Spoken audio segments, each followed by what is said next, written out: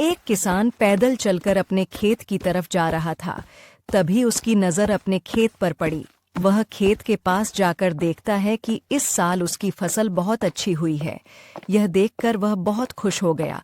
उसकी खुशी का कोई ठिकाना नहीं था। किसान अपनी पत्नी को सारी बातें बताता है। उसकी पत्नी ये सुनकर बहुत खुश हो जाती है। किसान की पत्नी उसके साथ जाने को बोलती है।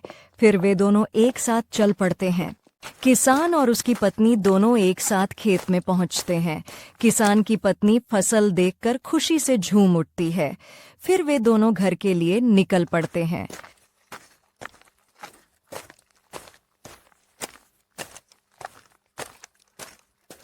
किसान की पत्नी अपनी पड़ोसन के घर गई और उसे बताने लगी कि इस साल उनकी फसल बहुत अच्छी हुई थी। इस बार खेत से अनाज भी बहुत ज्यादा निकला था। ये बात सुनकर पड़ोसन को अच्छा नहीं लगा। उसके मन में जलन पैदा हो गई। वह सोचने लगी कि अगर ऐसा ही चलता रहा तो किसान का परिवार बहुत अमीर हो जाएगा और कहीं वे उससे ज्यादा खुशहाल न बन जाएं।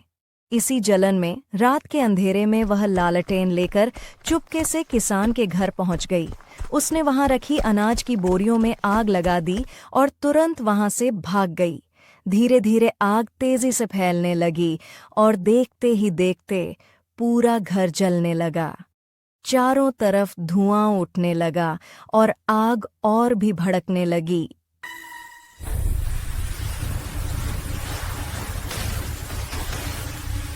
तभी किसान और उसकी पत्नी दौड़ते हुए अपने घर के पास पहुंचते हैं। सामने का दृश्य देखकर उनके पैरों तले जमीन खिसक जाती है। फिर वे दोनों वहीं बैठ जाते हैं और फूट फूट कर रोने लगते हैं। उनका घर जलकर पूरी तरह राख हो चुका था और जोर जोर से रोने लगते हैं। किसान की पत्नी झाड़ू लेकर अपने घर पहुंचती है और सफाई करने लगती है। तभी उसे हीरों से भरी एक पोटली मिलती है। किसान की पत्नी बहुत ही ज्यादा खुश हो जाती है और उसके बाद किसान और उसकी पत्नी बहुत अमीर हो जाते हैं। इसीलिए कहते हैं कि भगवान किसी के लिए बुरा नहीं सोचते।